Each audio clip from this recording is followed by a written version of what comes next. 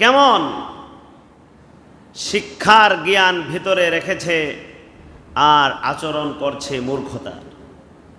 দুনিয়াবী শিক্ষার অনেক জ্ঞান ভিতরে ঢুকিয়েছে, কিন্তু তার পুরো আচরণ হচ্ছে মূর্খতা শুরু।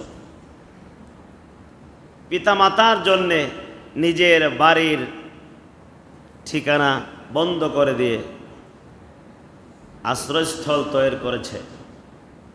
এক জায়গায় সব সন্তানের বাবাগুলো মাগুলো ওই জায়গায় বসে বসে থাকবে, নিঃসঙ্গ অবস্থায় পড়ে থাকবে। অথচ আল্লাহ রাব্বুল আলামিন পিতামাতার এই বয়সটার মধ্যেই তো তাদের একটু সেবার দরকার হয়। যখন শক্তি থাকে তখন কি সন্তানের কোনো সহযোগিতার দরকার আছে?